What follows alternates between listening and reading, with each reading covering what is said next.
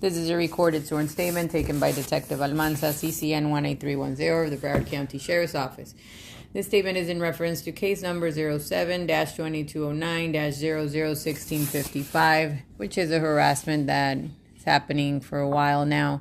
Today's date is September 16, 2022. The time is now 11:38 a.m. We're taking the statement at 9th Street, Tamarack, Florida. And for the record, could you please state your full legal name? Anthony Lopez. And your date of birth, sir? 7. And your phone number? 954-68. What is a good address for you? 8th Way, Tamarack, Florida, 33321. Do you understand that I'm a detective investigating this case? I do, yes. At this time, I would like to advise you that I'm a detective, a sworn law enforcement officer in and for the state of Florida, and as such, I am duly authorized to take sworn statements. Therefore, everything you do must be to the best of your knowledge. Do you understand? Yes. Please raise your right hand. Do you solemnly swear or affirm to tell the truth, the whole truth, and nothing but the truth, so help you God? I do. You can put your right hand down. You have been sworn in, so if you lie to me, you could be charged with perjury, which is lying while you're under oath. Please bring your attention back to what's happening and tell me in your own words what's going on. Well, I want to start on the day before yesterday. He started with calling me out the window, and then no, it wasn't even that. I'm gonna start with the 13th. The 13th, my wife calls me. She goes, he's sitting in the back. He's been out there 25 minutes already. I was out doing Uber. I was in University in Davie. I told her I'll be home in 10 minutes. I was flying like a madman.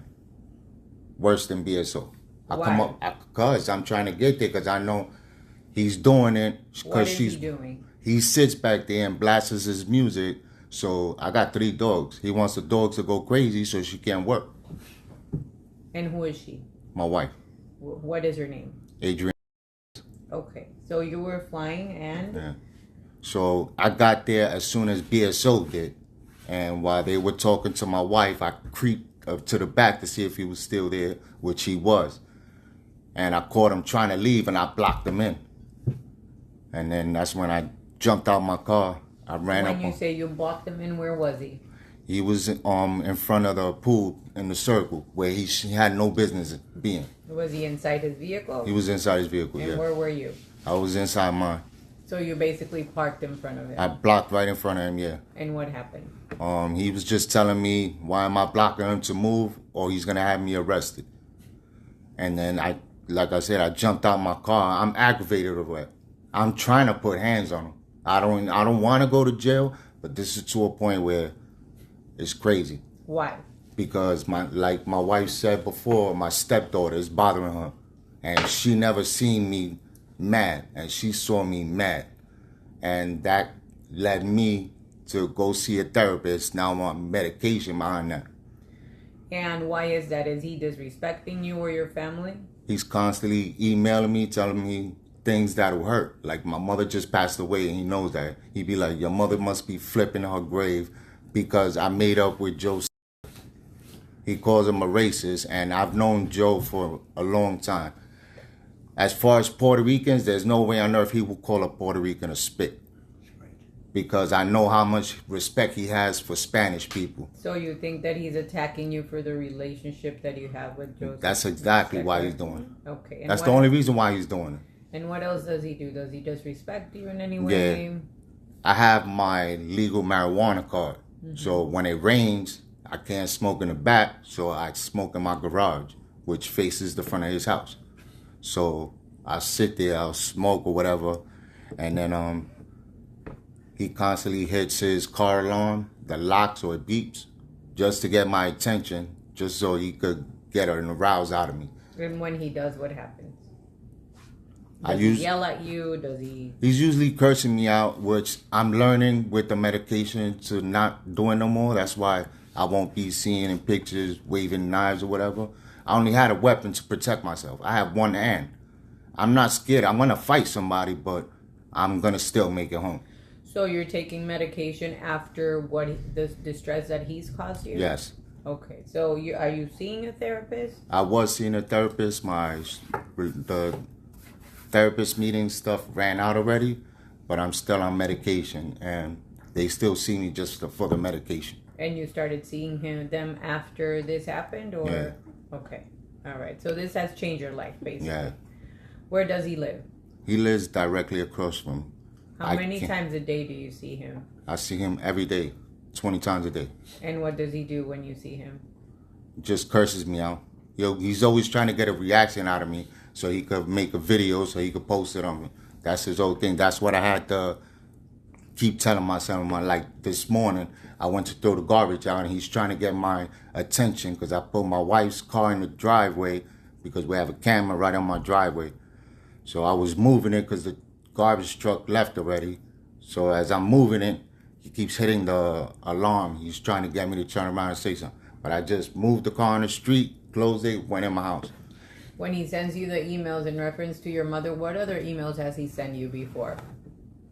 I can't recall off the top of my head because as soon as I reported him spam and blocked him, Google did reach out to me and I had to tell him, give them his email, and they took everything off.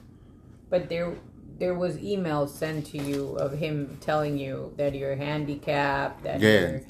All those were under the attachments, so being that all those were there, because those were all replied. What does he say in those emails? I can't remember off the top of my head, but yeah. You can't get the groceries, crippled bitch. Okay, so he attacks you. Yes. Okay. And he knows that I'm retired from a motorcycle club. So he's constantly trying to get me to do something or have my motorcycle friends do something so he could look like he's the victim. Because every time it's, oh, go get your motorcycle boys. I'll cripple them too. Okay, so he's antagonizing you to do something. He wants something to happen only so that he could turn around and press charges on somebody. How long has this happened? It's been going on for the last 7 months. 7 months? Yes. Okay. If this comes to criminal matters, do you want to press charges? Yes. Has this changed your life? Very much. So I have to ask, it's caused you enough distress to see doctors and therapists, correct? Exactly. Okay. All right. And are you scared for your safety and your mental health? I'm scared for my mental health. Like I said, I can always defend myself. I'm going to always defend my family.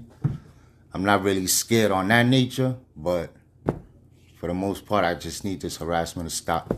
So you want to assist with the prosecution of this case? Yes. Anything else you want to add to this statement? Yes. If it's something minor, he's gonna come back with fury. That's what I'm worried about. Okay. Have you ever seen him with weapons or? He's told me he had a gun inside his house that he keeps locked up. Okay, but you've never seen him? I've never seen it. And the bat, yes. He comes out with a bat? With the green neon bat. Which he tried to hit the roof with, and I took it from him. Okay, and the bat, where does he carry the bat? He keeps it in his truck. He threatens you with it or no? He ain't threatened me with it, but I've seen him threaten other people with it. Other people, okay. All right, anything else you want to add? Just that I have the videos from earlier, like I said, he's constantly harassing me, yeah.